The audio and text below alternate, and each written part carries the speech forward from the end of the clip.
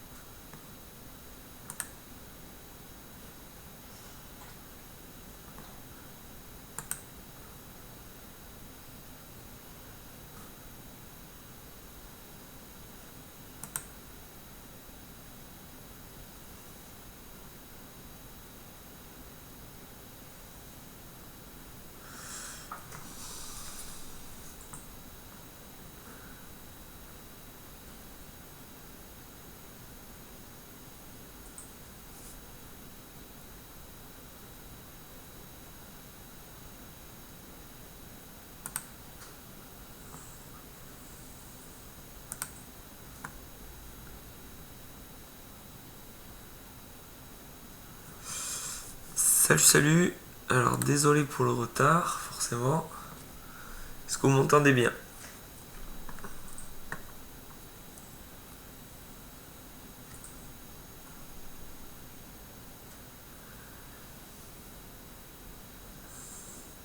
Salut, alors désolé pour le retard, forcément. Est-ce que vous m'entendez bien?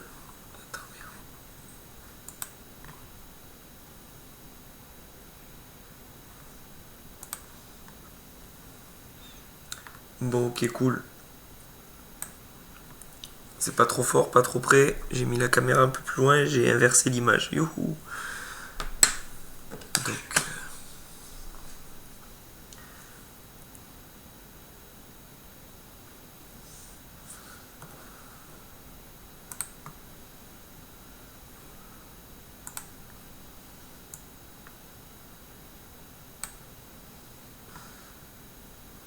ok, bon.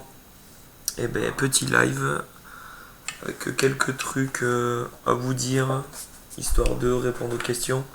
Petit live FAQ, pas trop de dessin. Je pense qu'il va durer un peu plus d'une heure, quoi.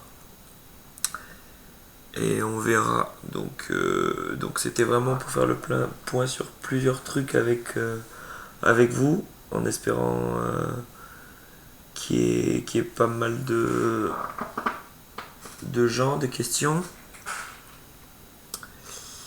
Alors.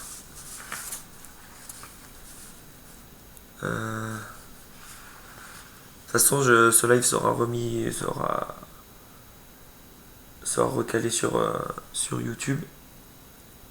Je vois qu'il y a des habitués. Salut à tous.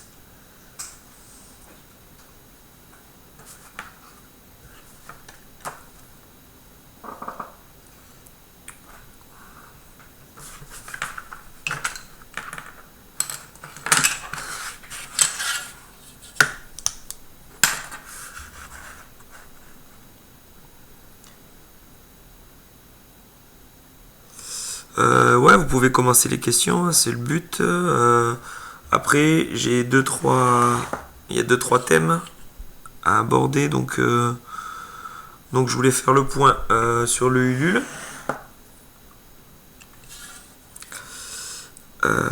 Donc avec Claire, on s'est checké hier. Enfin, on se check plus, on se check, mais on s'est organisé pour voir où on en était du Ulule, les questions que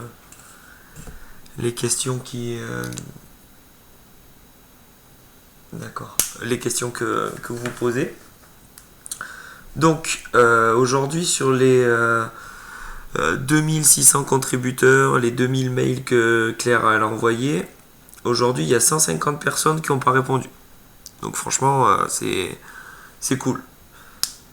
Ça veut dire qu'il y a vraiment beaucoup de mails qui sont partis. Donc en fait, si vous avez reçu le dernier mail qui avait pour intitulé Accusé de réception de tes coordonnées, où Claire dit que voilà. Attendez. Il faut que je retrouve qu'elle confirme qu'elle a bien reçu le mail, confirmation contrepartie. Donc si vous avez reçu ce dernier mail accusé de réception de tes coordonnées, eh ben tout est bon. Il n'y a plus qu'à attendre hein, quand on envoie tout, quand on aura la figue et tout. Si par contre vous n'avez pas eu ce message, ça arrive avec les mystères d'internet, parce qu'on a eu comme petit retour qu'il y avait des gens qui nous répondaient et Claire ne recevait pas le message, et vice versa, Claire a envoyé des réponses, pas de réponses. Après, c'est un peu normal, hein, des fois elle envoyait des packs de 200 mails d'un coup, donc c'est normal qu'ils s'en perdent un ou deux dans les néants du net. Moi, des fois, quand j'envoie 10 mails 10 à 10 personnes, il n'y en a que 8 qui le reçoivent.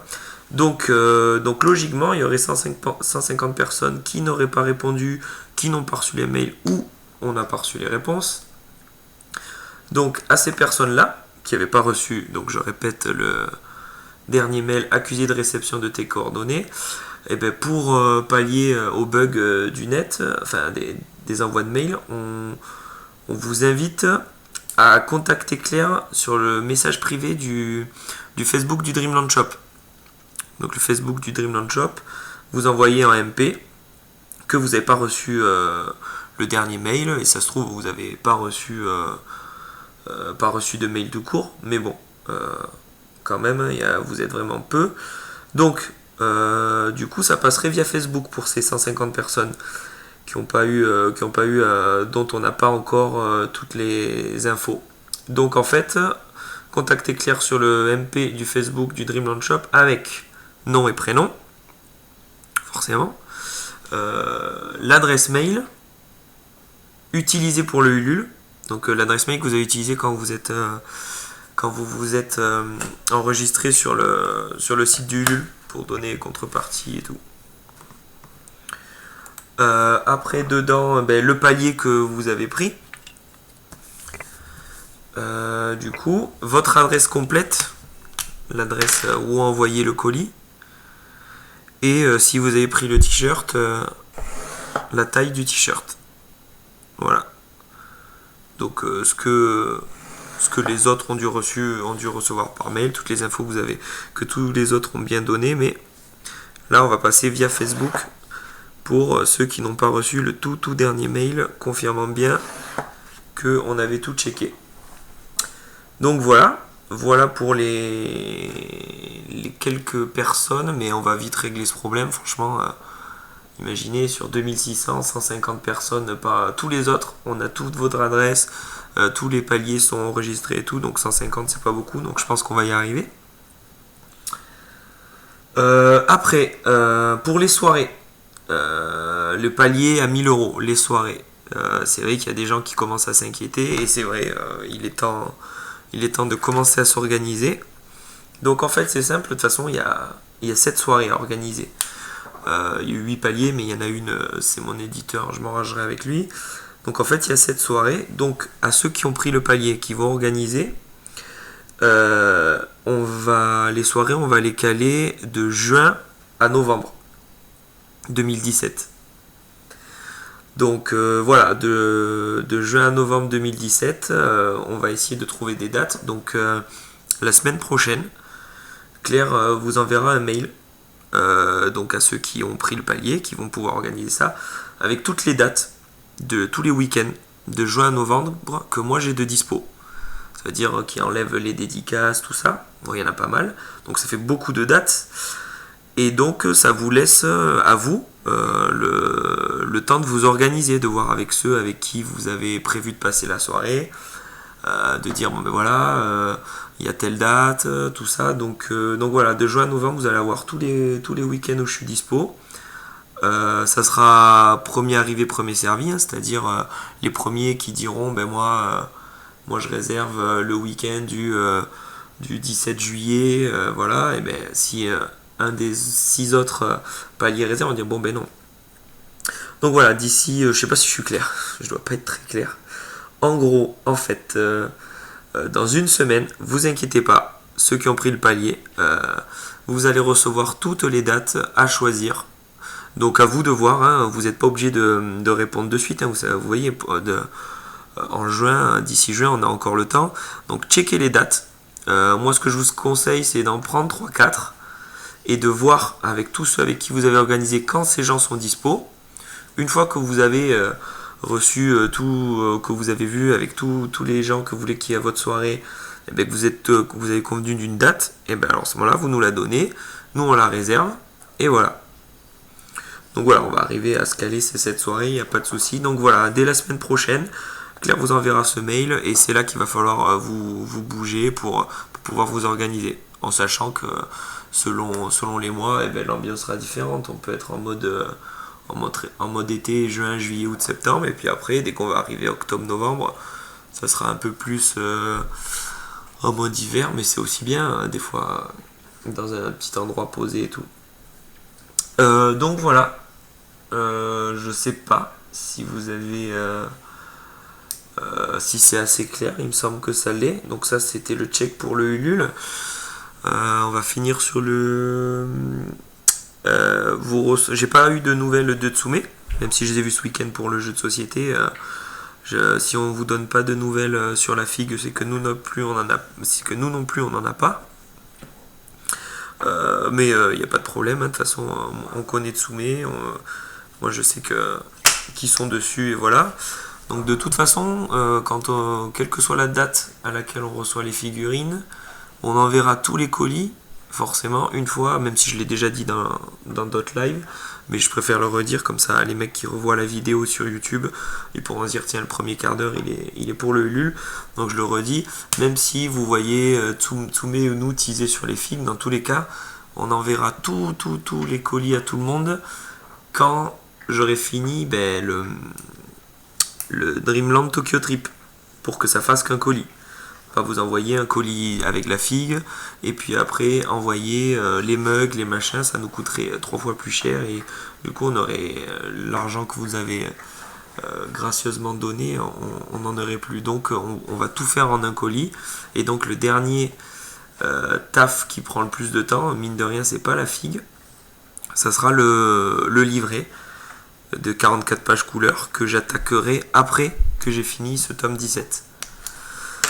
Donc voilà, donc forcément, ça me permet d'enchaîner sur quand sortirait le tome 17, quand est-ce qu'il y aurait des sorties, jusqu'à nouvel ordre. Moi je me suis fixé avec Pika une rendue fin avril des pages pour une sortie mi-juin, pour que ce soit en pleine bourre de Japan Expo. Donc Pika c'est très très court, mais Pika en est capable, ils l'ont déjà fait avec le tome 15.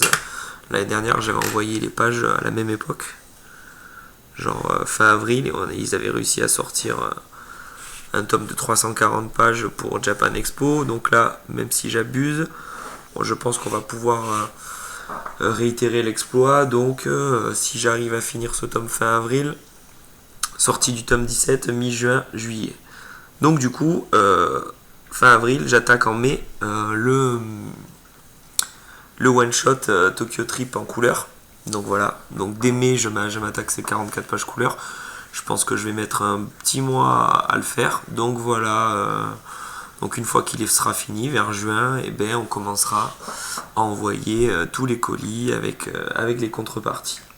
Voilà, donc jusqu'à nouvel ordre, c'est ça. Je pense avoir fait le tour sur le Ulule. Je vais un peu checker les questions qu'il y a sur Twitch. Donc voilà, sortie du tome 17, c'est fait. Pour les dédicaces, je vais faire le check dans pas longtemps là. Voilà, du nouveau. Bon, pas de truc sur les spoils, bien sûr. Si j'ai des potos que j'ai pas vu arriver, salut à tous, désolé, comme d'hab.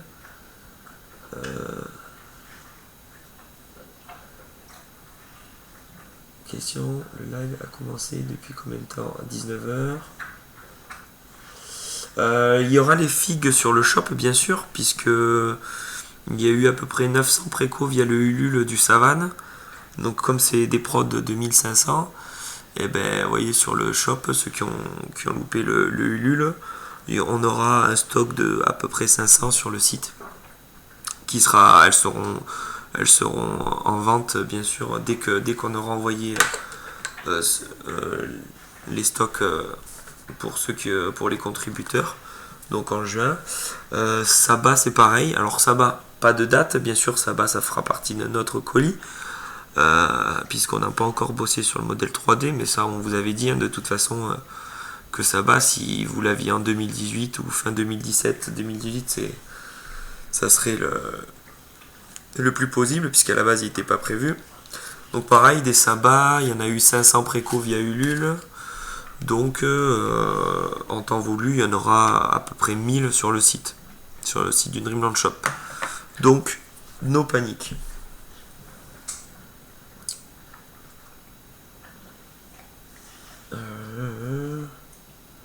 Alors les news sur le Dessine ton voyageur, comme c'est pas moi qui suis à l'origine du concours, je l'ai validé et je suis à fond sur l'idée et tout, il n'y a pas de souci. Et je ferai partie... Non, je ferai pas partie du jury, je crois pas. Du coup, je regarderai, je checkerai les 10 derniers, ceux que Pika ont choisi et tout. Donc non, pas de news. Pas de news. Là, j'avoue, je suis en plein bourg sur le tome 17, donc voilà. Alors, le Ulule s'est calé. Les dédicaces, je vais vous dire le planning que j'ai. Du coup, j'ai fermé le planning de dédicace. Mon planning de dédi, il est fini jusqu'à 2018. Parce que justement, pour garder les week-ends pour les soirées. Donc du coup, c'est facile. Alors, j'avais accepté. Je fais pas de dédicace tant que j'ai pas fini le tome. Donc fin avril. Sauf, exceptionnellement, donc le 1er et 2 avril à Dijon, à la Camocon. Donc c'est confirmé, donc j'y serai, c'est la prochaine fois qu'on se verra là. D'ailleurs, je sors pas de ma grotte tout mars jusqu'au 1er et 2 avril de Dijon à la Camocon. Après, il y a en mai, il y a la tournée de Pika, une semaine, du 15 au 21 mai. Comme on avait fait à l'époque du tome 12 et de la réédition du tome 1, je pars une semaine non-stop à enchaîner les librairies. Là, c'est pas des festoches, c'est les librairies. Donc du 15 au 21, chaque jour, une ville, une librairie. Donc pour la première tournée de mai, les villes annoncées sont Paris, Rennes, Le Mans, Angers, et je finirai par Lille au Geek Day Festival. Je crois que c'est le 21 mai. Donc voilà, de toute façon, je vous mettrai tout ça sur écrit via Facebook, sur le nom des librairies et tout. Donc voilà, ça c'est en mai, tournée dédicace. Après, en juin, 29 juin, j'ai le Firm à Frontignan. Ça c'est pour les locaux. Ça c'est pour tous ceux qui sont de la région, qui connaissent bien. C'est assez sympa, franchement. C'est pas du tout manga, c'est à peine BD, ND.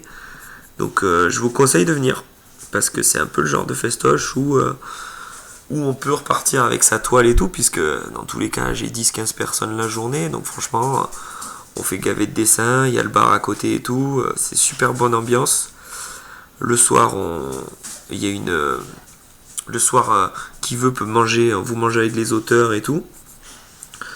Donc franchement à retenir, 29 juin jusqu'au 2 juillet le Firm. Je serai avec Salim, peut-être Roro, c'est pas sûr, faudra voir selon son taf. Après, la classique Japan Expo, du 6 au 9, forcément juillet, avec la sortie du tome 17 on espère. Donc voilà. Après en août, peut-être le 20-21 vers Toulouse, Mangalaise, à confirmer les dates. Ça sera leur premier festoche manga, donc je pense que ça peut être à échelle famille et tout, mais je sais qu'il y aura beaucoup de potes auteurs français, manga français. Ils vont mettre l'accent sur la French Touch, donc pareil, je pense que ça va être tranquillou et il y aura moyen de rigoler. On sera avec entre potes et donc il y aura bonne ambiance. Donc ça va faire le bon paradoxe avec Japan Expo où il y aura gavé de monde et pas forcément le temps de beaucoup rigoler. Tandis que là voilà. Après en septembre, j'ai une autre tournée avec Pika à définir la semaine. Ça serait les villes, ça serait encore Paris, Orléans, Amiens, Metz et Épinal. 23-24 à Pau, au PAGS, septembre. Voilà. Octobre, logiquement rien. Novembre, j'enchaînerai une semaine à l'EIMA. Et après, sur le 2 et 3 décembre, TGS.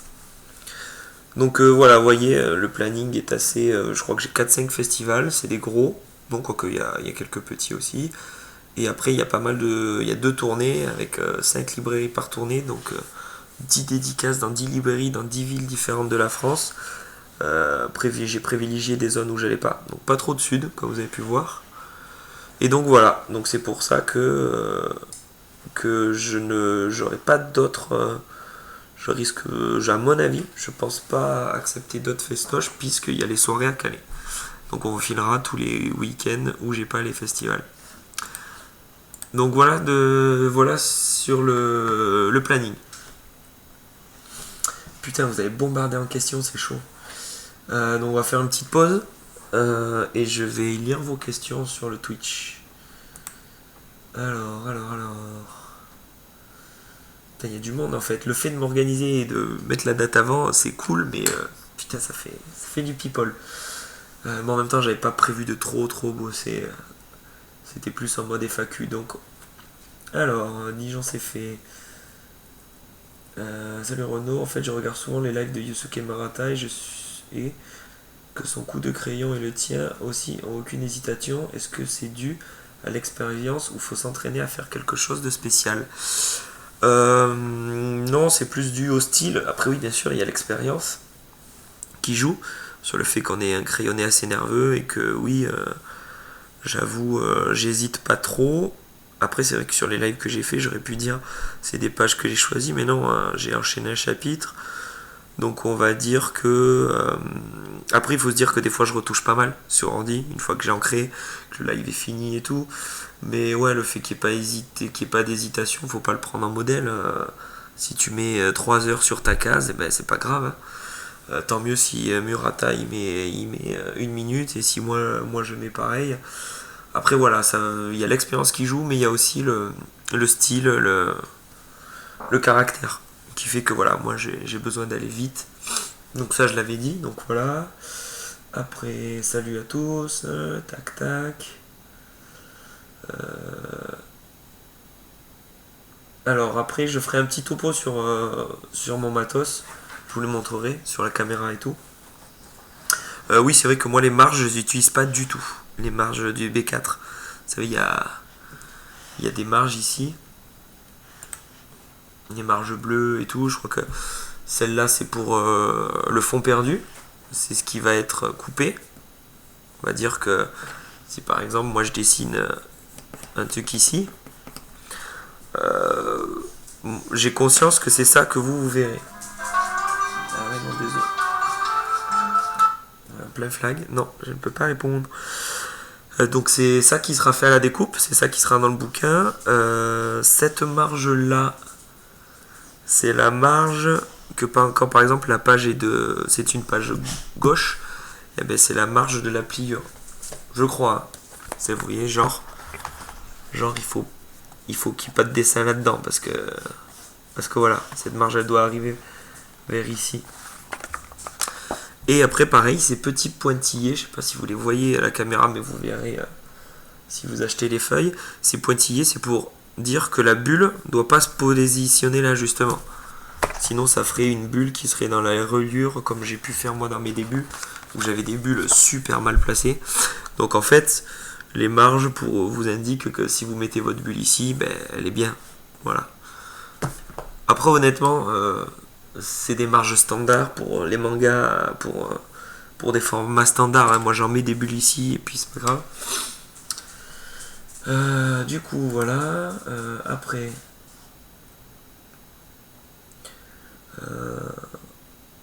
Au Mans, ouais, je sais pas.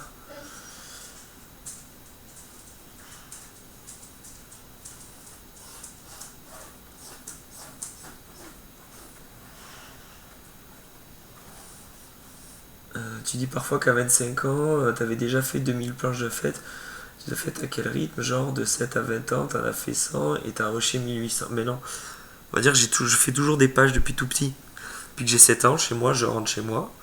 Et moi, au lieu de jouer avec mes jeux, des figurines ou quoi, eh ben, c'est ça qui est bien en BD, et que j'ai vite de suite kiffé le plaisir. Et à 7 ans, tu sais pas dessiner, mais c'est juste que je pouvais me raconter mes histoires avec. C'est ça qui est bien, la BD, c'est le cinéma du pauvre, et t'es limité que par ton imagination. C'est-à-dire une feuille, un crayon, tu racontes les histoires que tu veux. Donc moi, au lieu de jouer avec les figurines qu'on a et qu'on se fait nos propres scénars, et ben, je les dessinais. Donc depuis que j'ai 7 ans, dès que le soir, je rentre et je fais des pages, des petites séries. Donc de 7 à 25 ans, des pages tous les soirs, de plein de séries.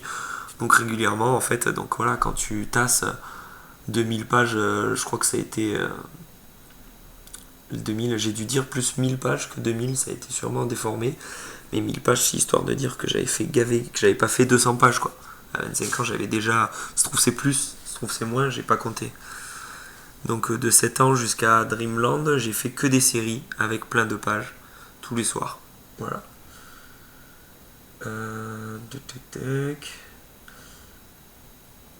Si dans le sud, il y aura en dédicace Frontignan.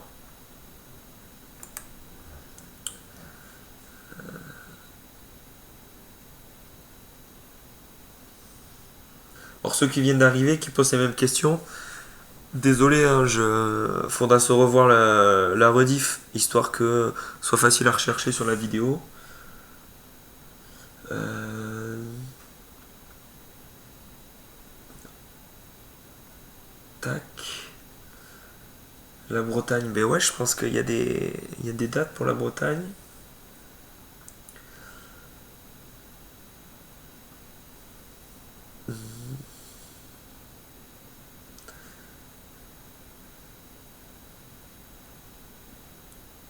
Alors, à quel âge Dreamland a commencé à germer dans ton esprit? Ben, je crois que j'ai eu l'idée en 2004. J'ai envoyé. J'ai fait le dossier, je l'ai envoyé. Fin 2004, j'avais le contrat. Je signais en 2005. J'ai fait le tome toute l'année 2005 et il est sorti en 2006. Je suis un gars qui a pas une histoire. Ou qui a pas d'histoire de sa life ou quoi. J'écris, je fais les histoires comme qui me viennent. Donc Dreamland, dès que je l'ai eu, je l'ai dessiné. Donc c'est pas un truc que j'ai depuis 15 ans et tout. Ça s'est signé l'année d'après où j'ai eu l'idée. Et c'est pour ça que souvent quand on dit quand j'ai d'autres projets, ouais j'ai d'autres projets pendant Dreamland, je les ai mis en stand-by quoi. Donc voilà. Il faut que je recherche la gueule de ce mec. Je crois que c'était dans le tome 14. Ouais. Voilà.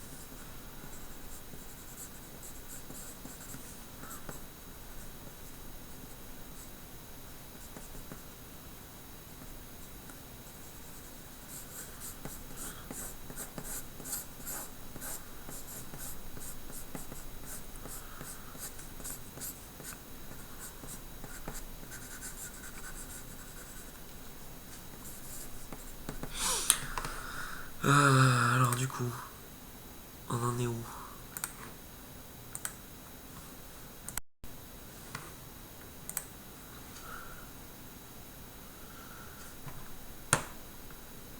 Des nouvelles de la sortie du manga de Roro. Ben, où on n'en parle pas ici, ouais, non, il n'y a, y a pas de temps de nouvelles, puis de toute façon, je laisserai Roro commencer à s'organiser avec sa communauté, avec ses réseaux sociaux et tout. Pour l'instant, il taffe dessus, donc vous en saurez plus très prochainement, puis ce sera à lui de l'annoncer et à Pika. Euh,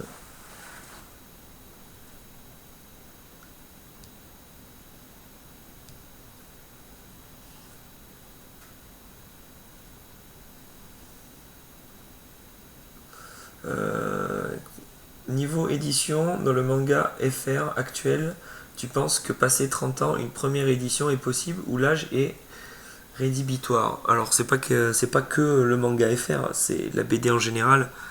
Il n'y a pas d'âge. Tu peux arriver à 50 piges et proposer ta première BD que ben, si elle plaît à l'éditeur, si tu trouves ton public, ben, il y a pas de raison qu'il te signe pas. Donc non, c'est pas l'âge de l'auteur qui fait que les gens vont acheter ou pas. C'est le projet. Donc il n'y a pas du tout d'âge. Il y a un âge minimum, c'est sûr qu'un mec de 18-19 ans, aussi doué soit-il, va avoir du mal à se faire éditer. Parce que bon voilà, l'éditeur mise de l'argent sur l'auteur. C'est un investissement. Et du coup, miser sur un mec qui a 18 piges, quand on parle de somme à coût de 10-15 000 euros, ça peut être un peu risqué pour l'éditeur. Donc même si vous êtes un pur génie, l'éditeur vous dira, il vous perdra pas de vue. Mais il vous dira de revenir avec un truc un peu plus mature et de prendre un peu d'expérience et de commencer à vous signer à 21-22 ans. Donc non, il n'y a pas d'âge limite pour faire de la BD. Ça va de 20 ans jusqu'à ce que tu... Il n'y a pas d'âge quoi. Alors,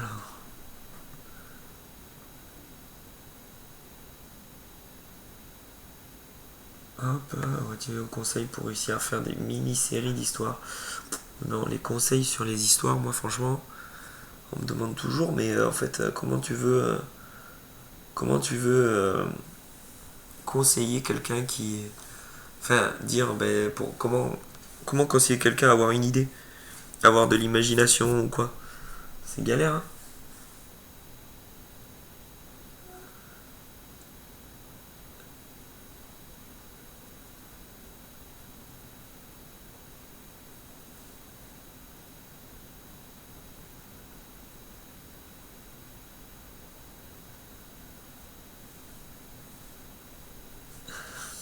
Alors après, sur mes projets en stand-by, ben, franchement, j'en dis pas plus parce que bon, ça va faire... on sait jamais si je fais celui-là, si je change d'avis et tout, donc je préfère pas vous dire un truc après qu'on puisse me ressortir. Ah, mais t'avais dit que, donc j'avoue, tant que, tant que je suis pas dessus, je préfère garder pour moi les thèmes, les formats sur ce que j'ai écrit.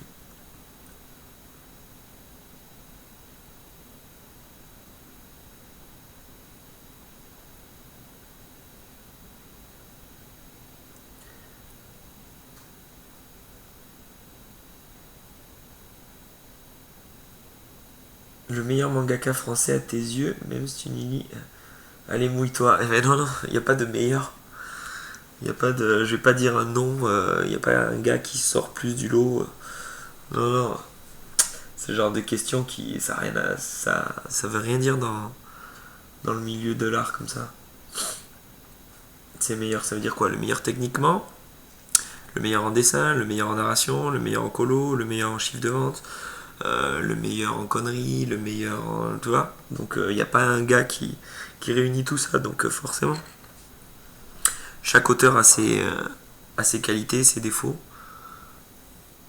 Et le but c'est de trouver un bon petit lectorat qui permette de continuer à avancer son histoire. Et on sait d'expérience que plus l'histoire avance, si le mec est pas mauvais, l'histoire prend de l'ampleur et donc on gagne encore. Ça fait effet boule de neige, on gagne encore plus de lecteurs. Donc c'est vraiment ça la base. Bien répondu, merci.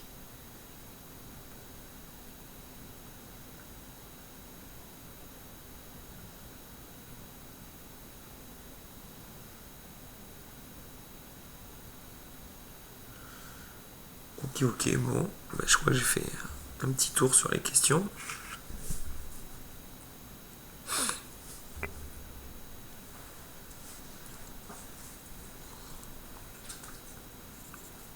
Comment il est habillé lui déjà, putain.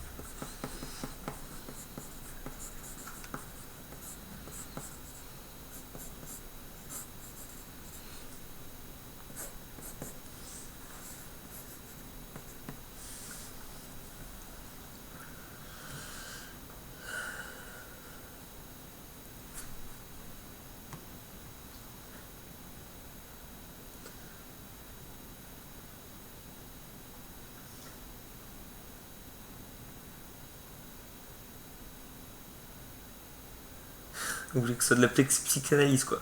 Quels sont tes défauts d'après toi-même, si ce que tu fais est déjà parfait ou quoi. Je vais pas parler sur moi, je vais pas...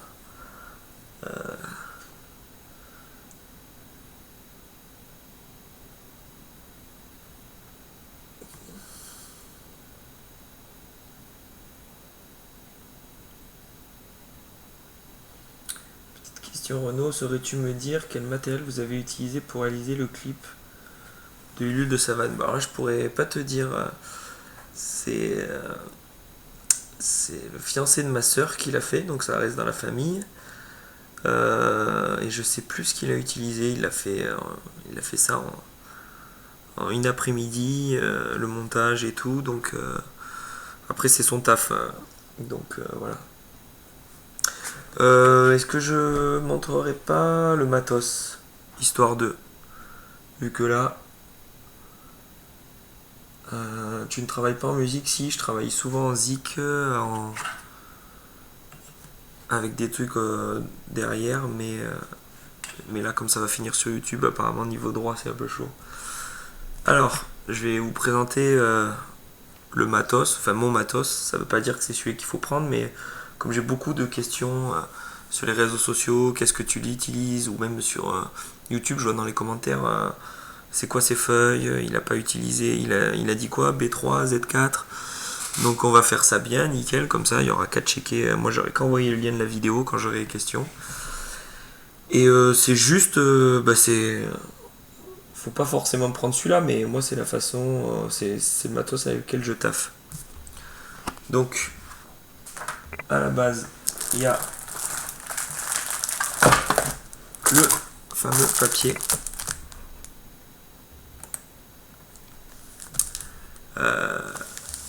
Oh merde.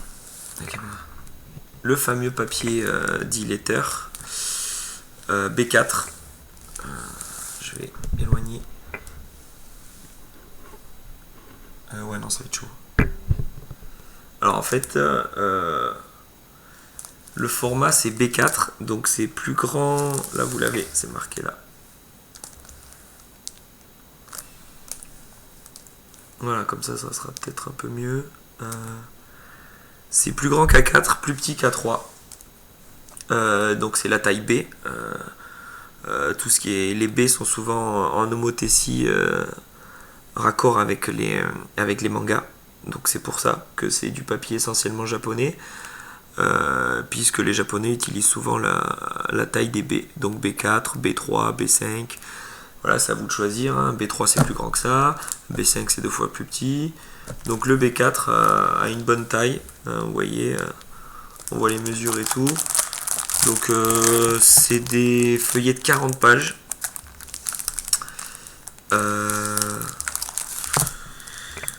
Qu'est-ce que je pourrais dire? Il y a 40 pages, vous pouvez les trouver facilement sur le net, chez les potos de Manga Inc, chez Junku, chez Imangaka, voilà. Ça reste un peu cher. C'est quasiment les moins chers, je crois que c'est chez Manga Inc, c'est 10 € les 40 pages. De toute façon, obligé de les vendre comme ça, mais on va dire que franchement, si c'est pas pour travailler professionnellement, c'est-à-dire si c'est pas pour éditer un truc ou faire votre dossier par exemple, franchement ça sert à rien d'acheter que ça. Moi ce que je conseillerais c'est d'acheter un paquet dans tous les cas, qu'on soit amateur, pour tester, pour voir le côté Bristol que ça a, pour voir son crayon, comment il glisse et tout. Mais voilà, un paquet de 40 pages ça vous suffit pour tester, pour vous entraîner, pour voir comment votre plume glisse dessus. Mais franchement, si vous n'êtes pas pro, ça sert à rien de dessiner que sur ça. C'est-à-dire de faire, si vous avez envie de faire votre petit manga, vos petites fanzines, vos petits trucs sur internet, en mode pas signé chez un éditeur, ça sert à rien d'acheter 200 pages B4 à ce prix. Moi pour l'info, je m'y suis mis à l'époque du tome au tome 5. Sinon jusqu'au tome 4 c'était sur des pauvres feuilles A4 en imprimante. Donc voilà, c'est vrai que après quand on est pro, qu'on gagne sa vie ou quoi, ce matos c'est pas mal. Donc moi j'achète que ça. Mais voilà, à 10 € les 40 feuilles, je vous conseille d'acheter un paquet pour tester Et si c'est pas pour être édité ou pour envoyer à l'éditeur, franchement, dessiner sur du A4, sur des feuilles imprimantes, ça sert à rien de dépenser de l'argent là-dedans. Donc voilà. Voilà pour le papier. B4. Hop. Alors après, la phase logique, ben, c'est le crayon. Alors moi, j'utilise pas de critérium. Moi, tout se fait avec le crayon, donc j'avoue, j'ai pris cette marque parce que sur le net, il les vendait, c'était pas trop rush. Et il y en avait combien dedans? Ben, vous voyez là, il y en a 1, 2, 3, 4, 5, 6, 6. Et là, il y en avait 12. Voilà. 12 HB. Marque Mono. Voilà. Donc pas mal. Pas mal. Mais n'importe quel HB fait l'affaire. Hein. J'en ai un d'ailleurs que j'ose pas tailler. Qui pète un peu la classe. Je sais pas si on le voit. C'est trop lumineux. Bon, voilà, c'est un crayon Dragon Ball, dommage. Donc voilà, les monos, moi je continue parce qu'en fait, ça me permet d'enchaîner. Parce qu'on a vu que je crayonnais comme un ouf et que je faisais des gros traits. Et bien avec cette gomme, bon, c'est ma femme qui l'utilise, hein, puis c'est elle qui gomme mes pages. Mais là, cette gomme, elle est géniale. Elle efface vraiment bien. Et même mes traits super nerveux que je pourrais utiliser. Voilà, je vais mettre ça comme ça fait. Ouais, voilà. Elle fait plus la mise au point. Donc voilà, la mono est capable de gommer des trucs comme ça, bien appuyé. Et donc j'ai pris les mêmes crayons. Donc c'est cool. Alors est-ce que c'est parce que c'est les crayons mono que la gomme elle les gomme bien, je sais pas. Mais en tout cas, même si vous n'avez pas un crayon mono mais un crayon HB ou quoi, dans tous les cas, cette marque de gomme défonce. En plus le format est cool. C'est de la grosse gomme. C'est pas de la petite gomme qui... comme celle-là d'ailleurs. Et ils en ont filé une, mais ça sert à rien ça. C'est une gomme, ouais. Ah oui. Ça vous gommez, ça va se péter en deux. Ça fait des petits bouts. Donc non, c'est pas terrible. On n'en sert pas d'ailleurs. Hop. Mais donc voilà, bon format. Après les prix, je me rappelle plus. Moi j'ai tout acheté au Japon, c'est pas très rush. Voilà tout ce qui est crayon. Après, quand j'utilise, enfin, j'utilise pas de critérium, mais j'en ai quand même. Celui-là, c'est un critérium qui défonce. C'est le Delgard, la marque Zebra. Zebra, ils font les plumes. C'est le truc, c'est genre, ça mine. Non, c'est pas la mise au point. En fait, la mine est incassable parce qu'il y a une sorte de ressort. Non, tu fais pas la mise au point, coquine. Bon, tant pis. En fait, vous pouvez appuyer comme un ouf. C'est la mine qui... je sais pas comment l'expliquer. Il y a un petit ressort qui empêche que la mine se pète. Donc franchement, je l'avais pris parce que ça défonçait. Après, comme moi je suis pas très critérium, je m'en sers pas trop. Mais si vous voulez un critérium de compète, celui-là il est bien. Donc le Delgard de la marque Zebra. Après, à mon avis, il douille. Franchement. Voilà. Niveau ancrage, forcément léger pen. Hein. Tac. Alors, moi j'ai... Voilà. Là, il y a 300 mines. J'ai pen. Moi j'ai acheté des boîtes de 100. Ça se trouve qu'au Japon, et puis ça coûte vraiment pas cher, je crois que c'est moins de 15 € les 100. Donc voilà, je vous avoue, j'ai pris un peu au pif, là c'est la marque Tachikawa.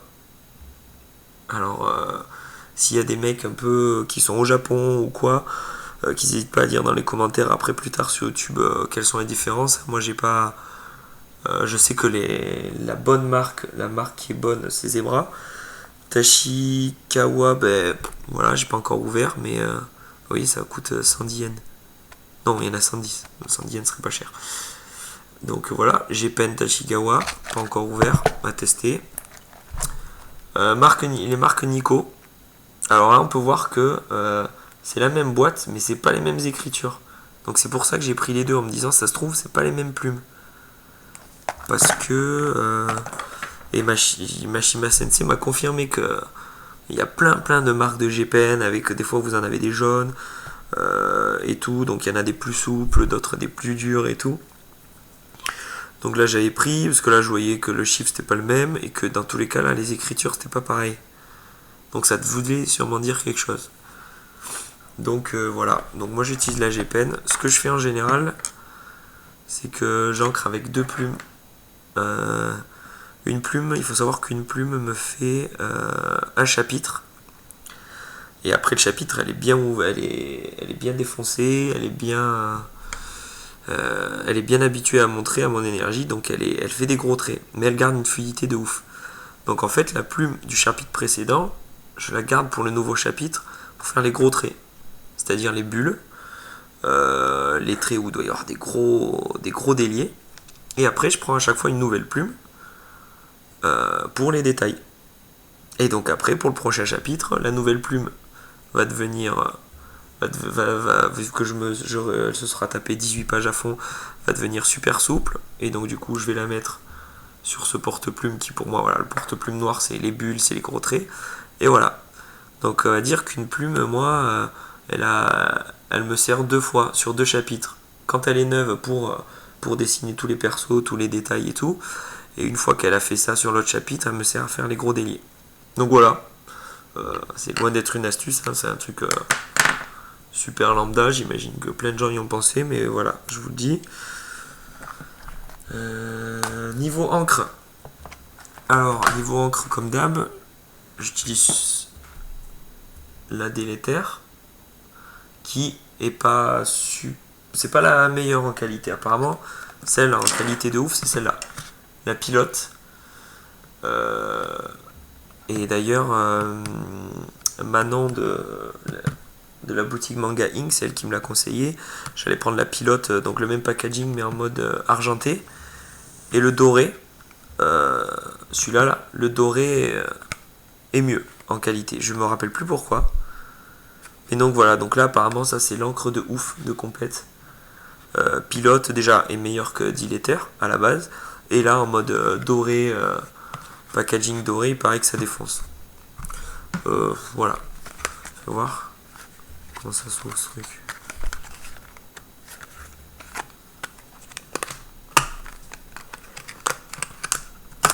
Bon, ça va me gaver. Ah ouais, yes. Ah, c'est sympa. Ok, bon, ben je vous dirai si je vois vraiment une grosse différence. J'ai encore pas utilisé. Donc voilà, super foutu à l'envers. Donc voilà, niveau encre, je suis pas expert. Donc s'il y a des gens qui ont plus de. qui veulent mettre un peu plus de détails dans mes explications. Le truc après en stylo, ce que je disais, en petit liner, j'utilise un peu tout ce qui me passe par. Je teste un peu de trucs, ils sont pas très gris. Le seul truc que je garde tout le temps et qui défonce et qui a une encre super noire et tout, ben, pour les dessiner, vous connaissez, c'est Rotring. Donc Rotring, honnêtement, il n'y a pas mieux niveau finesse et niveau noir de l'encre. Comme c'est de l'encre de ouf, c'est aussi noir que la plume. C'est pas gris comme cela et tout. L'inconvénient, c'est que ça coûte la peau du cul, un Rotring. C'est super rush. C'est en mine, je vais vous le... Alors, moi ce que je prends, c'est les rapidographes. C'est-à-dire, voilà, Rotring, c'est la mine, c'est cette mine que vous achetez. Moi c'est ça. C'est la 01. C'est vraiment très très fin. Donc rien que la petite mine, parce qu'une fois que vous avez ça, si vous avez des vieux Rotring ou quoi, une fois que vous avez ça, vous pouvez changer la mine comme vous voulez. Donc moi je prends la 01, donc c'est le marron. Franchement, ça défonce. Après, c'est super fragile, donc il faut y aller cool. Préférez les rapidographes, donc faites gaffe quand vous choisissez un Rotring, il faut regarder que c'est marqué rapidographe ici.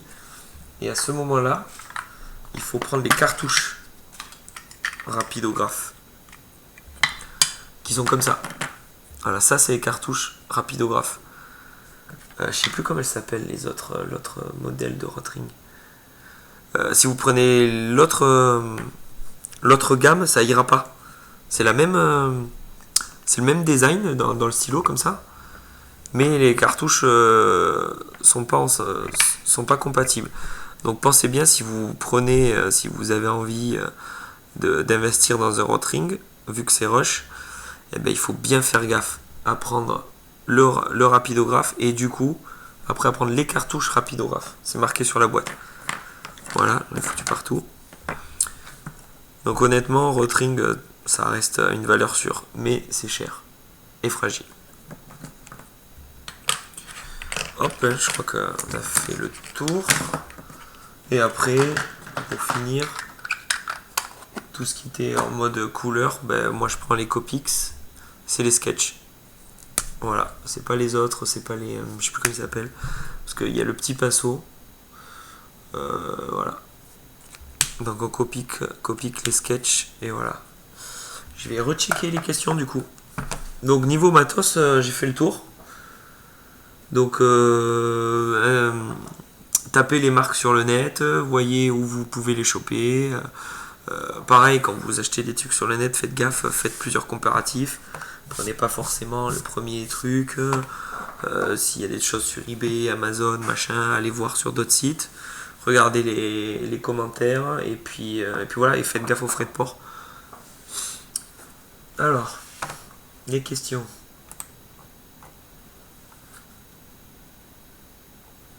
Putain, ouais, du coup, vous êtes lâchés.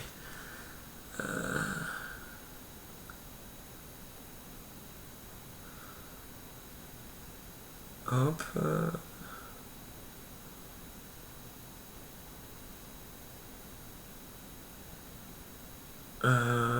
Félicia Chan.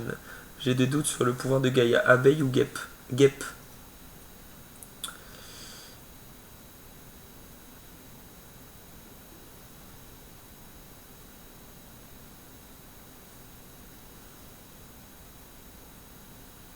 Hop.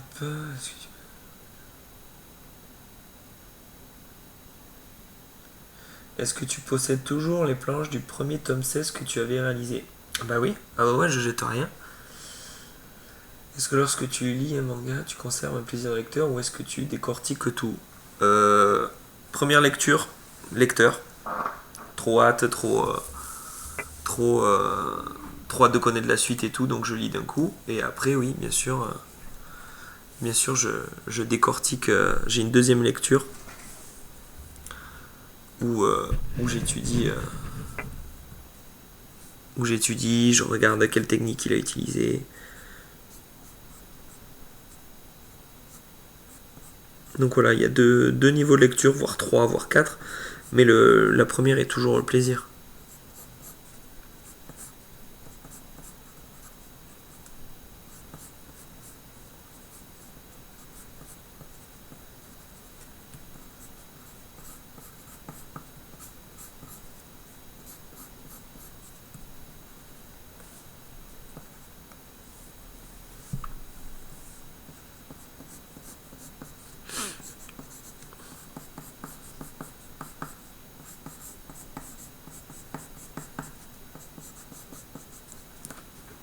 Alors après, tu dis soit comme blanc. Ah oui, je corrige pas, j'ai pas de blanc.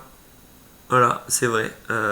C'est vrai que ma présentation de matos, comme je disais, c'était vraiment que c'est la mienne. Donc forcément, il n'y a pas tout. Je corrige pas, j'utilise pas de blanc. Enfin, si je corrige, mais pas sur la feuille. Je corrige sur ordi. Donc voilà.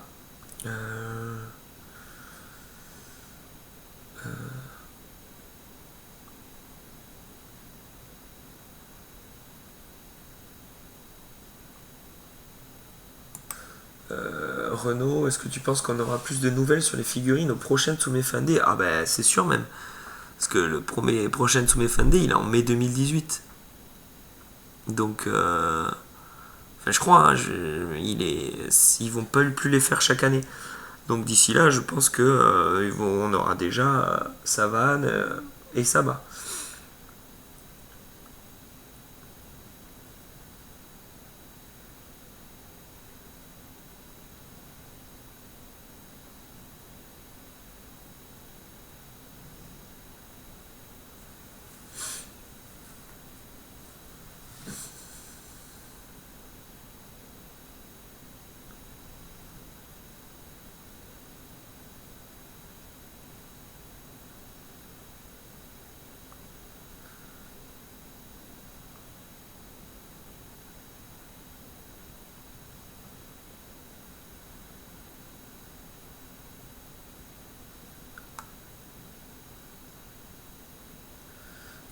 Quand on te dit que tu représentes le manga français, tu en dis quoi? Ben, j'avais répondu sur le live d'Alan à l'écrit que moi je représente rien du tout. Il faut pas confondre la démarche d'un petit mec et je suis sûr que je veux pas parler au nom des autres, hein, mais il faudra leur poser la question. C'est que faut pas confondre la démarche d'un mec qui, mais bizarrement, est de la génération Club d'eau, donc on arrive à 30 piges à vouloir s'exprimer. Donc moi je voulais juste faire mon petit manga et être le représentant d'une pseudo-mouvance et du coup d'essayer d'instaurer une structure ou une façon de faire comme les Japonais. Non, non. À la base, je suis un gars qui a envie d'écrire une histoire avec 200 pages chez Tom. Voilà, point. Hors de c'était pas l'idée de choper des assistants, de se les faire payer, de monter tout ce truc. C'est après. C'est après que les gens s'emparent du truc et qu'on essaie de catégoriser. Mais honnêtement, je pense qu'à la base de tous les auteurs, on veut juste faire s'exprimer avec le format qu'on préfère, dans lequel on a baigné dedans. Et c'est pas pour rien qu'on commence qu'on est tous de la même génération. C'est parce que le manga est arrivé pile quand nous on était petits et que ça nous a marqué. Donc voilà, il n'y a pas de représentant d'eux, c'est juste après, oui, avec l'expérience, avec les interviews, les machins, tu poses des questions, tu parles du truc, mais franchement, la base, et ça reste ça, moi j'écris mon histoire, quoi, c'est tout. Je suis pas ouais. Je cherche pas à être un exemple, un modèle ou pas du tout. Hein. J'ai jamais eu d'exemple, j'ai jamais eu de modèle en BD. Jamais trop fait de dédicace, je suis jamais allé en festoche. Donc, moi je serais un petit jeune maintenant, je m'en fous de ce qu'ont fait les autres à côté. T'as envie de faire ton truc, tu le fais. Et tu verras bien, si tu le fais mal, si tu te plantes dans ta démarche, eh ben, t'inquiète, il y aura déjà l'éditeur, puis le lectorat qui te dira que tu vas dans la mauvaise voie. Mais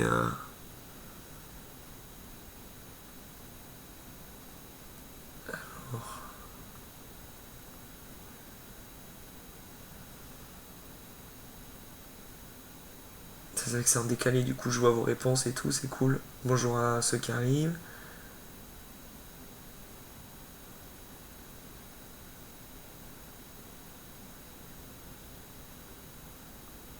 Quel site, les sans plumes? Je pense qu'il n'y a pas de site.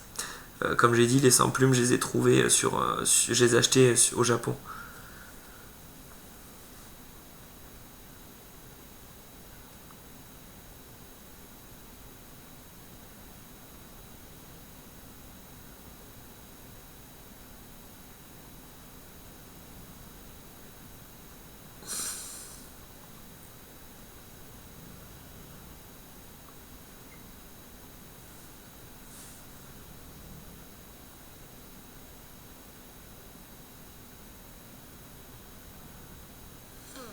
L'entretien d'une plume, ça se passe comment? Bonne question. C'est vrai que j'en ai pas parlé.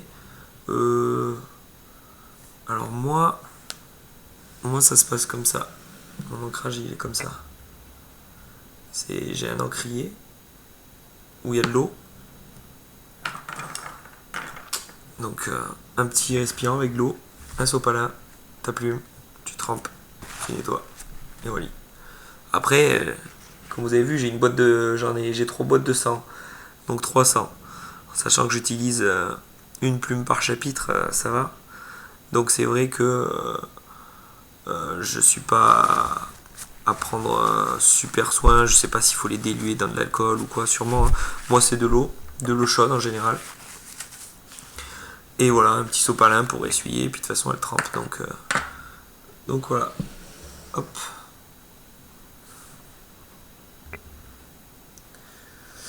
L'artbook, non, ça risque pas d'être pour cette année, parce que cette année, je suis sur le tome 17, après j'enchaîne le one-shot, le spin-off Tokyo Trip, et après le tome 18. Peut-être pour le 2018, je ferai le tome 19 et l'artbook. On sait pas. Le jeu de société, il sera pour fin mars. J'ai pas trop de date. Dès que j'en ai une, je vous le dis de toute façon. Voilà.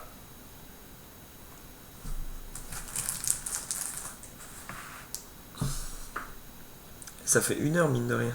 Quand blabla.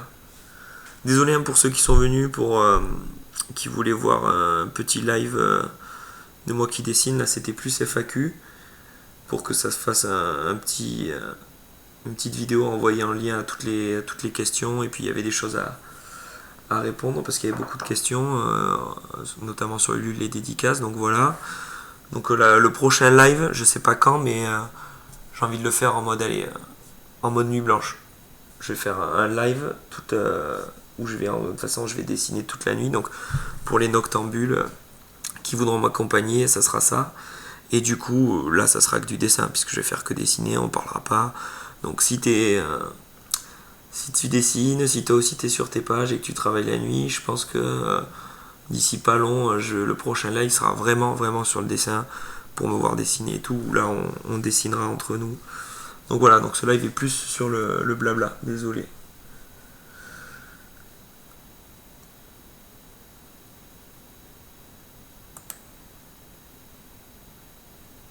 DJ Kill a mort ou pas? Non, pas mort. Non, KO par savane, mais on ne voit pas qu'il est mort. On voit pas qu'il est vivant, je suis d'accord, mais il se fait mettre KO et tout, mais rien ne dit qu'il est mort. Donc dans les autres tomes, et puis moi je vous le dis, il est pas mort.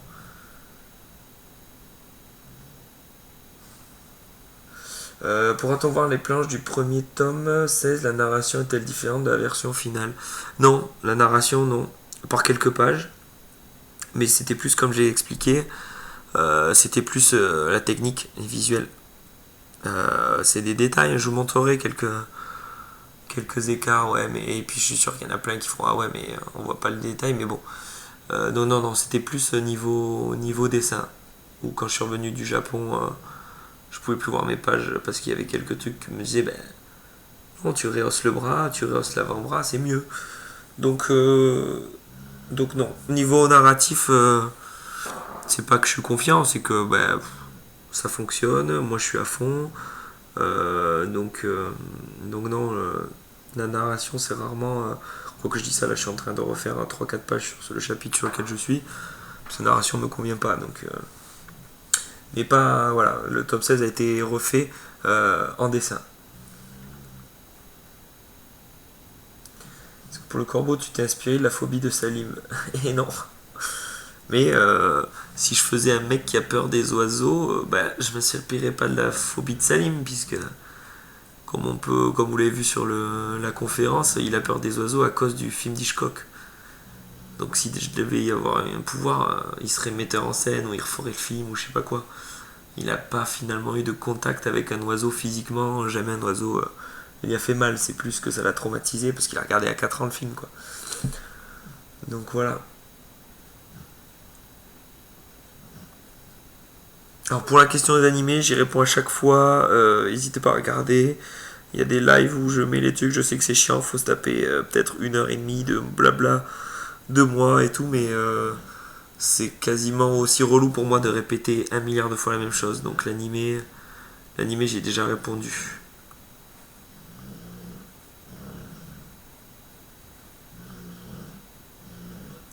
Peut-être publier en étant mineur ou pas? Ben non, je crois pas. Je pense que tu peux pas travailler en étant mineur, je crois, à la base. C'est un métier, faire de la BD. Donc non. Publier professionnellement, hein, je parle. Après, je sais pas, peut-être qu'il y a des écrivains de romans, j'en sais rien. Je sais que je connais aucun auteur BD qui a moins de 20 ans.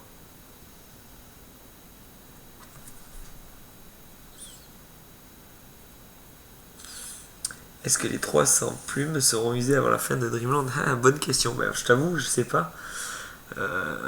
Une plume par chapitre. 300 chapitres. 300 chapitres. Ah ouais, quand même. Bon, c'est chaud. Hein. Jusqu'à quelle heure le live? Je pense, là c'est 8h11. Dans 20 minutes, j'arrête. Donc n'hésitez pas. Là, je crois avoir. J'ai refait la colonne des questions. Moi, j'ai J'ai fait le point sur ce que je voulais, la sortie du tome, les dédicaces, le matos, le Ulule. Donc voilà, au moins je pourrais mettre la vidéo pour ceux qui ont des questions. Donc n'hésitez pas, on a on a 20 minutes pour poser vos questions. Donc, donc allez-y. Là du coup je suis sur le chat.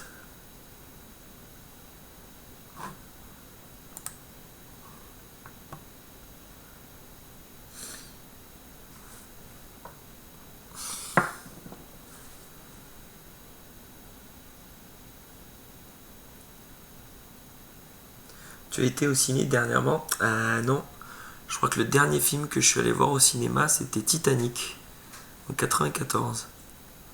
C'était bien.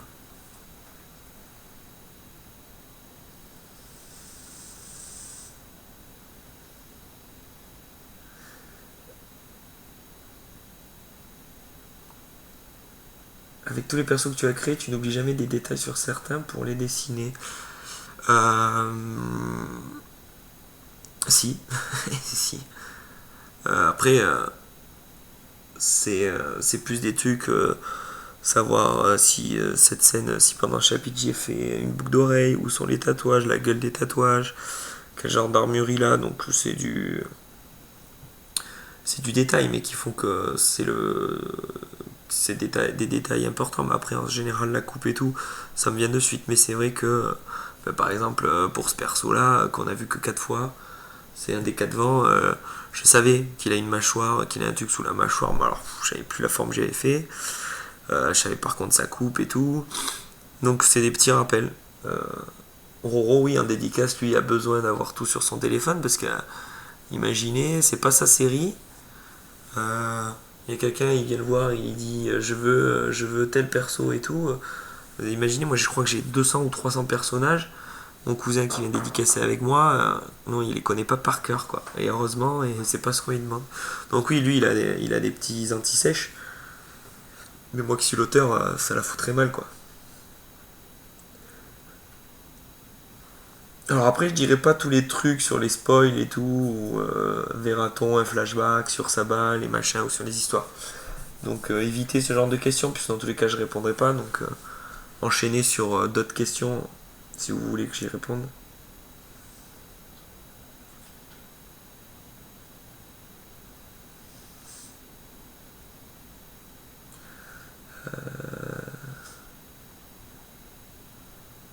Je vois que vous êtes partant pour le mode nuit blanche. Bah cool, on verra, on sera 4.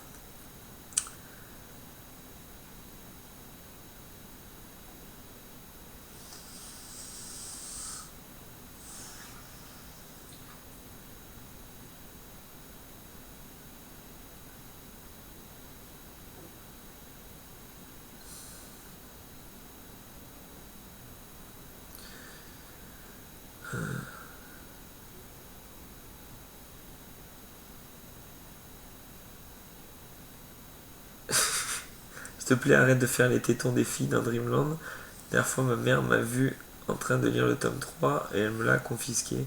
Elle a cru que je lisais un hentai. En même temps, les seins, ça a des tétons, hein. Donc quand je montre des seins nus, ce qui est rare quand même, franchement, c'est vrai qu'elle est mal tombée. Le tome 3, c'est où il y a Eve, c'est toute la scène de Eve, donc c'est vrai que à toi de l'expliquer, de lire et de voir que c'est pas un hentai. En même temps, je sais pas quel âge tu as. Voilà.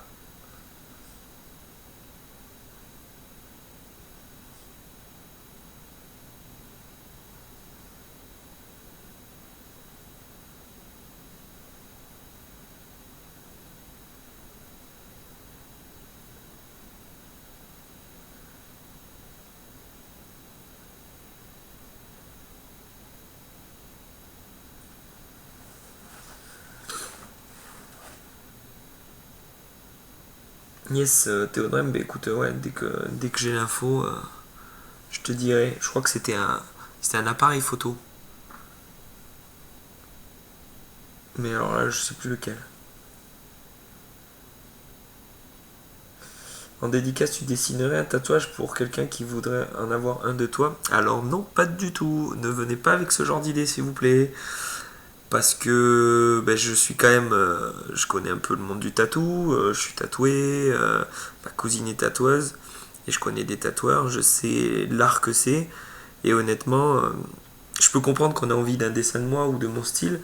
Mais c'est pas moi qui vous ferai un dessin que vous ferez tatouer sur la peau. Franchement, une dédicace ça dure 5-10 minutes en général. Et un dessin pour un tatouage, ça se fait pas en 10 minutes.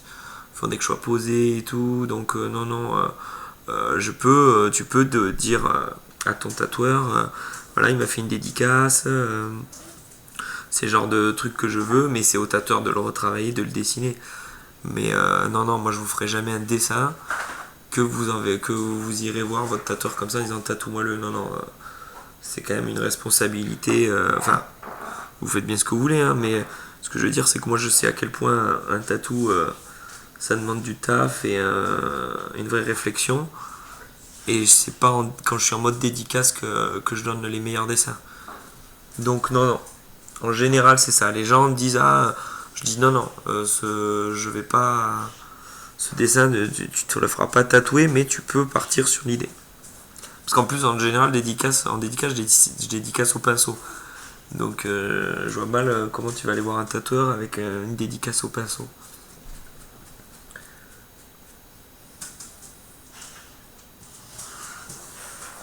Renaud pour le palier Ligue S de Ulule où on a notre rêve en interchapitre. On t'envoie une description écrite que toi tu interprètes et dessines par la suite.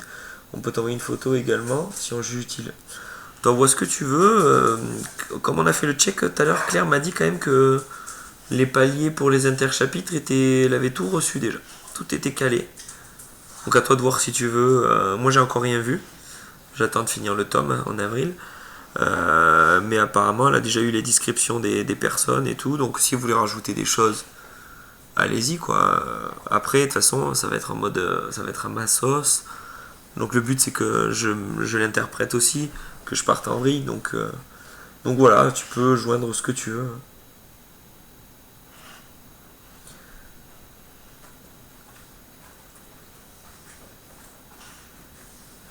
Tu as déjà lu, regardé My Hero Academia? Ouais. Dans un autre live, je dis ce que j'en pense, je pense en plus.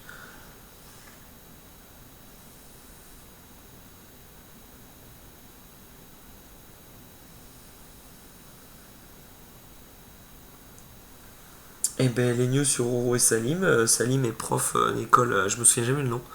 Faudra vraiment une prof à Nîmes, donc à fond.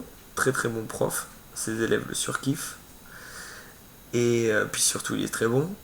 Et Roro est toujours sur sa série, dont je tairai le nom, mais vous aurez des infos bien plus bientôt. Et puis de toute façon, c'est pas à moi de donner des news sur ça.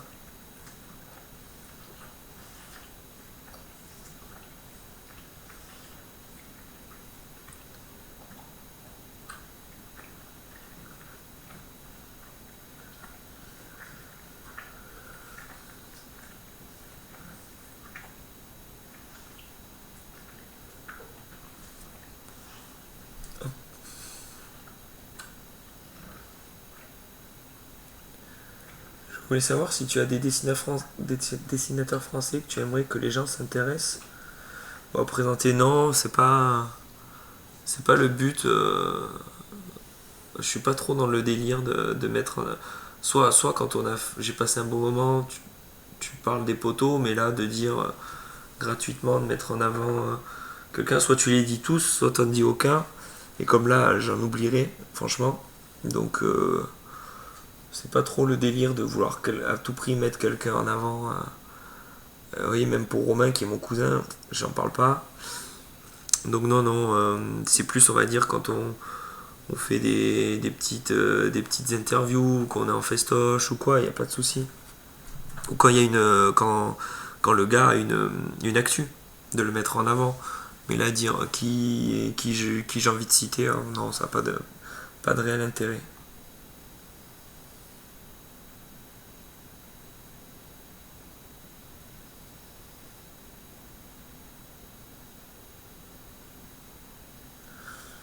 Une planche d'illustration, une couverture dont tu es particulièrement fier.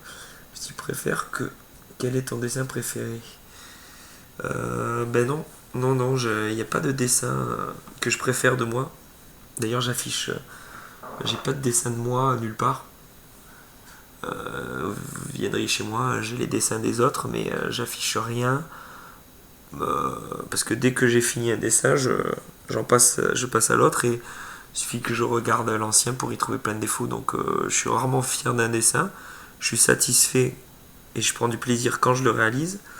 Mais une fois qu'il est fini, c'est pas trop le délire de regarder si ça me plaît ou quoi. C'est parce que j'ai... En fait, je dessine par plaisir et pas pour contempler ou pour lire. Dreamland, je relis jamais l'histoire, par exemple. Je kiffe l'écrire, le moment. Le moment d'écrire me fait plaisir, mais en fait, je suis pas dans la contemplation ou dans le côté je kiffe mon style ou quoi. Non, non, j'essaie de faire un truc qui me fait plaisir. C'est pour ça qu'on peut voir mes influences au fil des tomes et que je les assume. Que je suis pas un auteur qui cherche à pas dire ce qu'il aime ou ce qu'il est influencé, parce qu'en fait, c'est un pur plaisir de dessiner, de vraiment créer sur le moment. Donc en fait, non, pas trop de dessins qui sortent du lot. Puis il y en a tellement. Hein.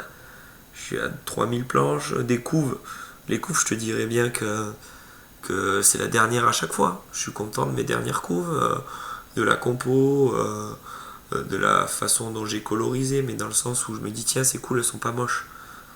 Pas qu'elles sont trop bien, mais je me dis, tiens, c'est sympa. Et ça arrive depuis le tome 13, où quand je regarde encore la couve du tome 13, je me dis, ah, elle a bien vieilli. Sinon, les autres couves, si je m'écoutais, je recalerais tout. Et donc, c'est pas le but, puisque j'ai d'autres tomes à faire. Donc voilà. D'où l'intérêt de pas trop regarder en arrière dans ma démarche. Franchement, j'aurais qu'un tome. Il y aurait qu'un tome de Dreamland. Il manquerait le 18, c'est le dernier. Mais il n'y a pas de souci. Tu dis, franchement, je prends mon temps, je refais tout, on fait une perfecte édition, on fait ce que tu veux. Mais là, j'ai tellement de taf, j'ai tellement de pages à donner avant, à écrire, à prendre plaisir. Il y a tellement d'autres aventures à faire vivre aux héros que c'est pas le but de refaire les choses, les anciens tomes.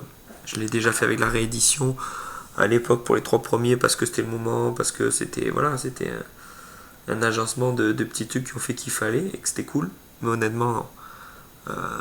Je pense que à part la couve 13, 14, 15, 16, les autres je kiffe pas trop. Peut-être là celle du 6. 6, ouais.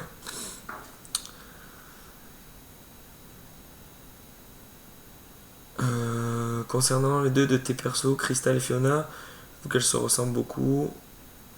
Oui, des filles fortes et indépendantes. L'une de la glace et l'autre de feu, c'est voulu. C'est voulu quoi? La ressemblance? Ben, elles se ressemblent pas trop.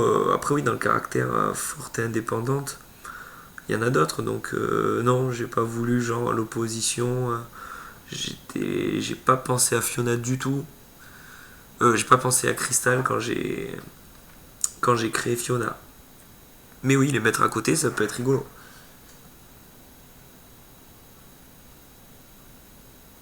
Ça se passe comment pour faire les couves des tomes? Ben, je pense que, comme ça y est, je suis devenu un pro des lives. Je pense que la couve du 17, on se fera un petit truc en live. Donc c'est pas encore, mine de rien, ça va vite arriver. Ça sera dans 2 mois. Mais voilà, donc vous serez tout le moment voulu. Comment je fais le crayonné, l'ancrage, le scan, comment je réajuste après que j'imprime et que je colorise dessus et tout, vous verrez. Donc ça vaudra bien un petit live, je pense, une couve.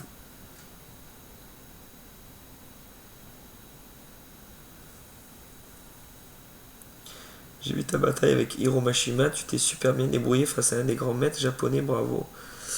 Ben merci. C'était cool, ouais, je l'ai assez dit, mais tu sais, en fait, faut pas croire, mais celui qui avait le plus d'expérience sur scène, c'était pas moi. C'était pas lui, c'était moi. Donc c'est plus lui qui s'est super bien débrouillé.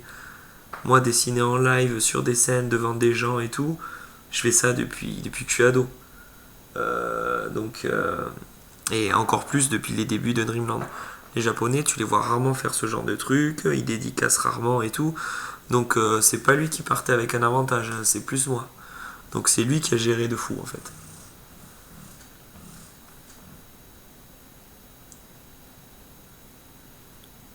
Tu aimerais écrire un bouquin genre roman? Ah, alors là, mais pas du tout. Pas du tout, du tout, du tout. Mon délire, c'est vraiment les cases et les bulles. Les romans, pas trop trop.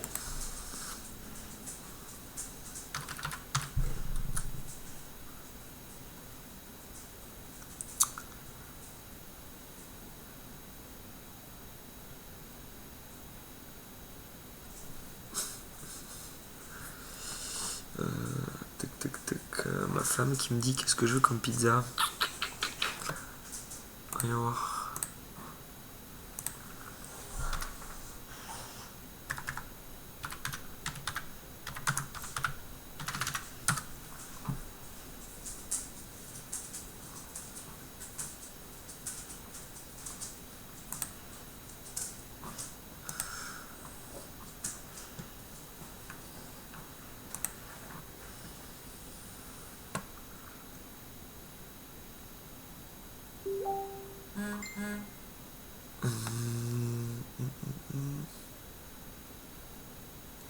Allez.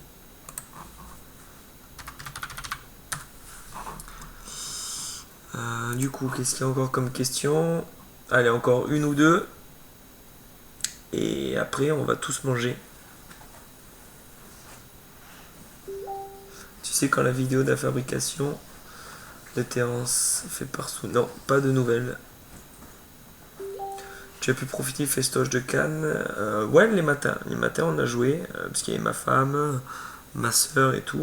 On a pu jouer. J'ai pu discuter longuement aussi avec les fans qui étaient venus dédicacer. Donc ouais, vraiment sympa. Ça donne envie de le refaire l'année prochaine en mode visiteur. En plus, il est gratos et tout, il faut vraiment y venir.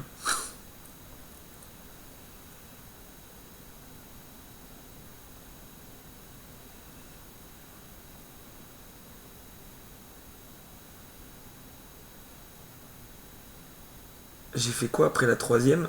Eh ben, je suis allé au lycée.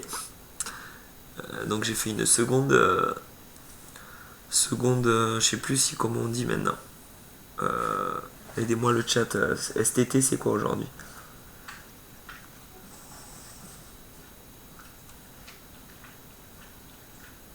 Donc oui, je suis allé jusqu'au bac et tout. Voilà.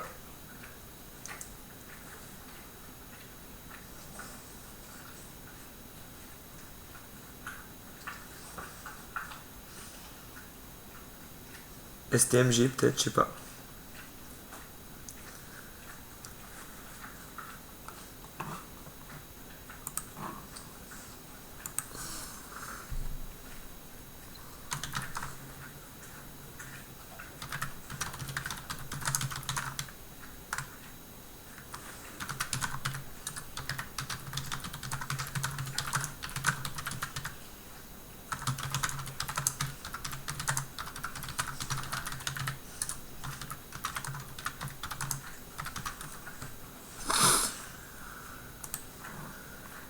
STG.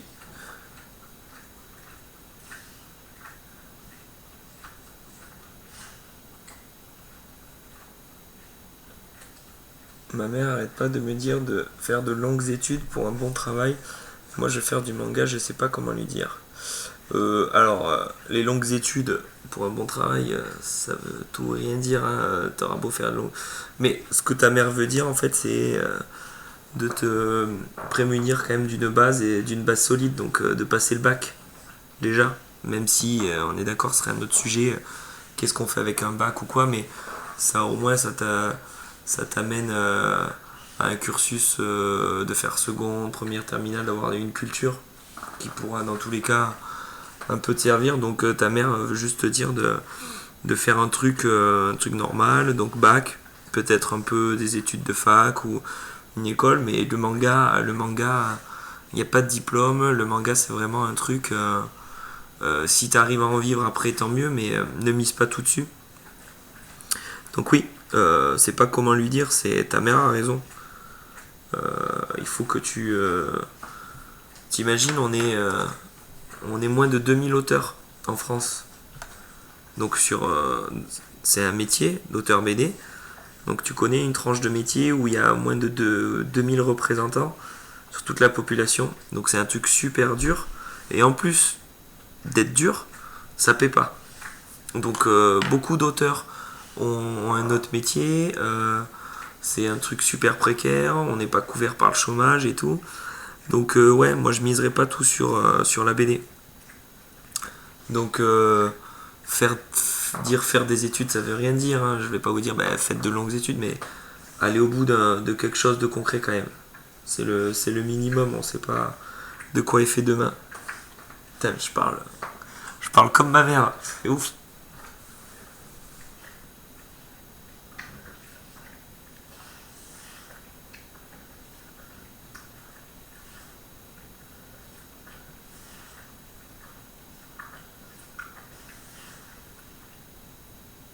T'as déjà rencontré des fans dérangeants ou mal polis? Suffit que je dise ça pour qu'il y en ait qui s'amusent à le faire, mais non, franchement non. On en parlait avec pas mal d'auteurs que eux, certains en avaient et tout, c'était même pris la tête. Moi j'avoue, j'ai une communauté assez cool, assez détendue, respectueuse, même quand il y a des petits relous. C'est pas un truc. En fait, tout dépend le point de vue, quoi. Moi, il n'y a rien qui me reloute dans tous les cas. Moi, je suis assez détendu, donc peut-être qu'un gars qui paraîtrait dérangeant pour un autre, pour moi, il l'est pas, ou alors je vais le prendre d'une façon où il va plus l'être. Donc je pense que j'ai un bon public, super cool, mais qu'en même temps, je sais m'adapter et que ça vient aussi de moi. Que dans tous les cas, le gars mal poli, moi, tu peux venir et tu peux être mal poli, je serai te recevoir, quoi, il n'y a pas de souci. Donc c'est pas parce qu'on est auteur qu'on se doit d'être, je sais pas, de pas oser dire les trucs. Moi, je suis moi, je suis entier, donc le gars, il est mal poli, je lui dis. Mais c'est vrai que c'est jamais arrivé.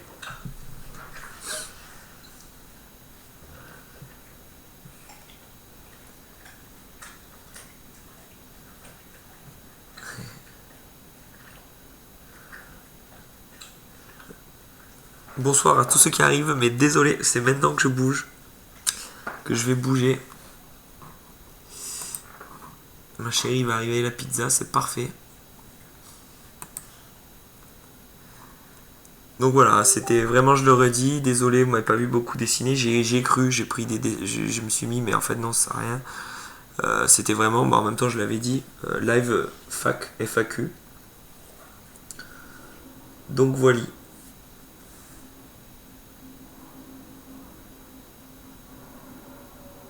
Je referai prochainement un live vraiment dessin. J'ai choisi quoi? Je crois que j'ai choisi une spéciale. Chorizo, merguez, harissa, piment. La spéciale hémorroïde en fait.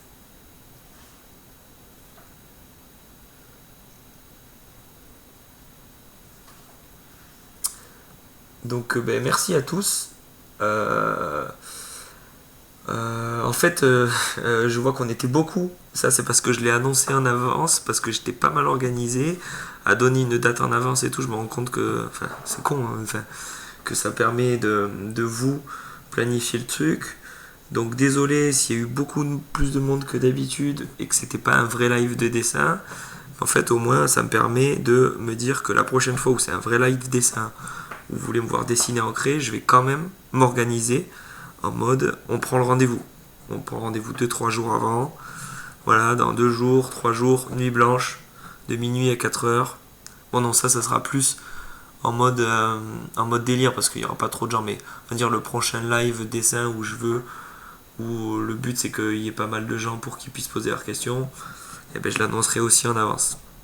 Parce que je vois que ça a bien marché. Vous êtes là, vous êtes au rendez-vous. Donc voilà. Donc merci à tous. Bon appétit. On est quel jour? Jeudi. Et merci de m'avoir supporté pendant 1h30. Merci d'essayer de décrypter mes phrases sans réelle fin. Et voilà. J'espère que ça vous aura aidé sur le matos, le Ulu et tout. N'hésitez pas à faire partager quand j'aurai mis la vidéo sur ma chaîne, si vous avez des gens qui ont justement les questions, balancez. Là au moins vous là, les gens qui étaient là, vous savez quels ont été les sujets et ça permet au moins de faire tourner un truc quoi. S'il y a des gens qui se questionnent sur le matos et tout, ben tiens, t'envoies la vidéo et voilà. Donc à plus pour un prochain live. Merci à tous. Passez un bon week-end. On n'est pas encore le week-end, mais c'est pas grave. Et voilà. Ciao ciao tout le monde.